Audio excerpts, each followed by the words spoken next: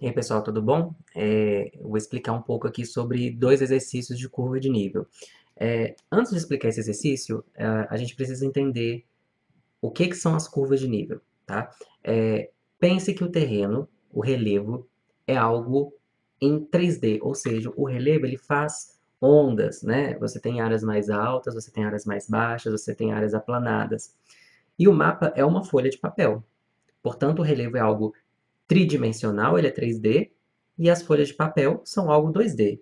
Então, quando eu tenho mapa, como que eu represento algo que é tridimensional, mas chapado numa folha? Para isso, a gente vai usar as curvas de nível, tá? Então, as curvas de nível, elas vão marcar a altitude de cada área determinada, tá? Então, normalmente, as curvas de nível, elas marcam a cada 10 metros de altitude, elas marcam uma linha. A cada 100 metros de altitude, marca uma linha.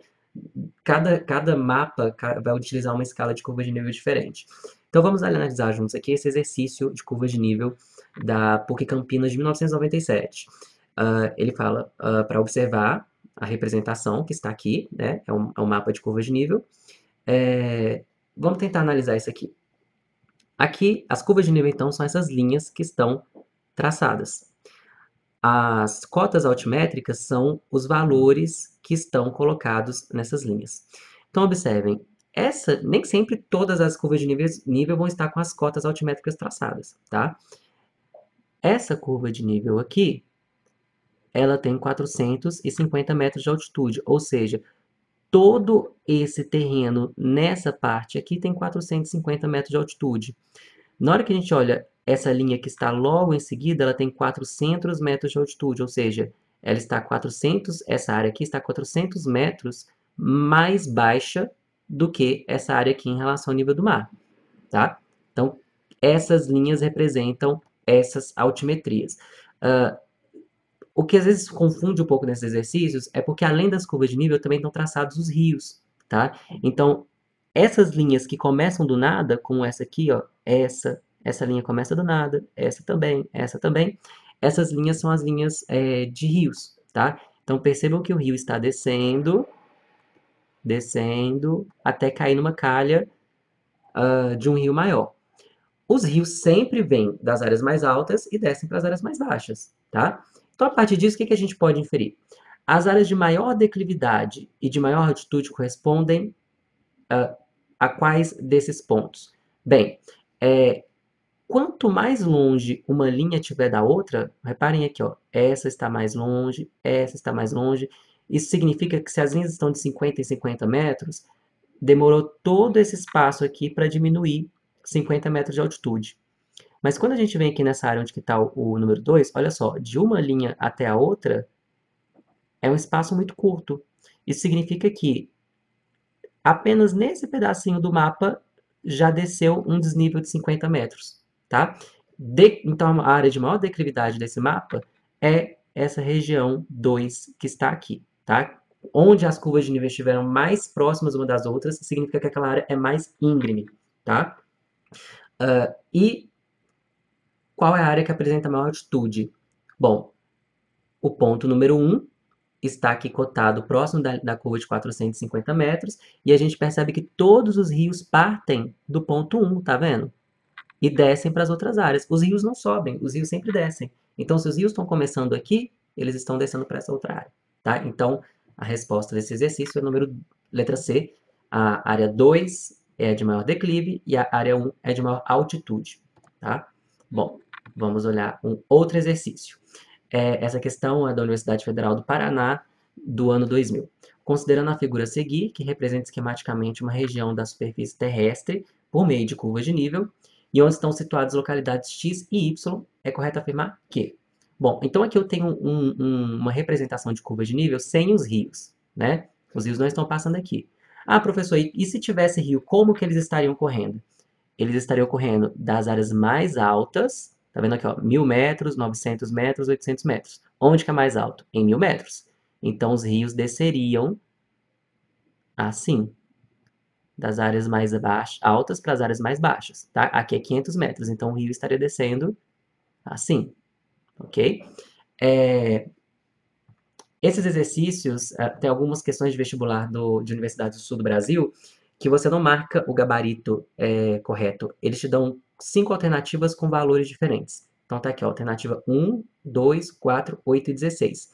Aí você vê quais alternativas estão corretas. As alternativas que estiverem corretas, você soma e depois você tem um valor total. Então vamos lá. 1.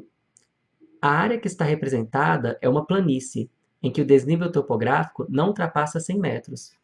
Bom, é possível que isso seja uma planície. Dentro dessa área, dessa recorte que eu tenho áreas que estão a 500 metros de altitude e eu tenho áreas que estão a 1.000 metros de altitude.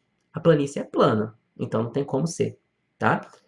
E o desnível topográfico não ultrapassa 100 metros. Bom, eu tenho 500 metros de diferença de uma área para outra do meu terreno, né? Então, essa alternativa está errada. 2. Os pontos mais baixos da área representada na figura estão na porção norte. Então, vamos lá. O norte está indicado para cá. Qual que é o ponto mais baixo aqui na zona norte? 600. E na zona sul, qual que é o ponto mais baixo? 500. Portanto, os pontos mais baixos estão representados na zona sul, na porção sul, e não na norte. Essa número 2 também está errada. 4. As altitudes máximas da área estão representadas pela curva de nível de 1.000 metros. Bom, onde que eu tenho a altitude máxima? Exatamente onde estão as curvas de 1.000 metros. Portanto, essa alternativa é verdadeira. Se eu tivesse uma área de 1.100 metros, eu teria uma outra curva de nível aqui, indicando 1.100 metros, mas não é o caso.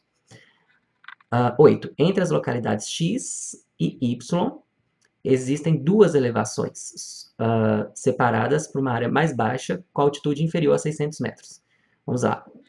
Entre X e Y, aqui está 700, 800, 900, ou seja, está aumentando. 1.000, subiu. Então, subi a colina, tá vendo?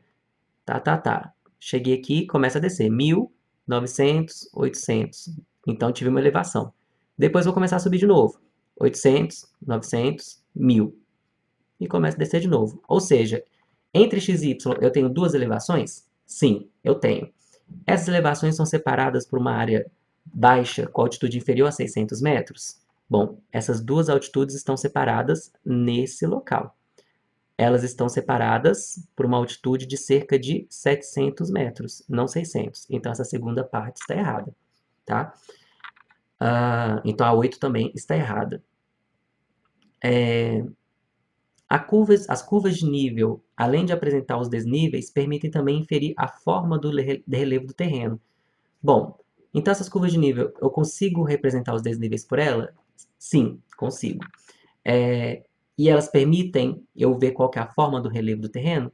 Também, né? Porque eu sei que o relevo está aumentando aqui e ele diminui aqui. Na videoaula que eu já indiquei sobre curvas de nível, vocês veem como que a gente consegue traçar esses pontos para formar exatamente como que é a elevação do terreno, né? Então, a alternativa 16 está correta, ou seja, somando tudo no final, a 4 é verdadeira e a 16 também é verdadeira. 4 mais 16, o total dá 20. Portanto, a resposta desse exercício é 20. É isso, gente. Um abraço e muito obrigado.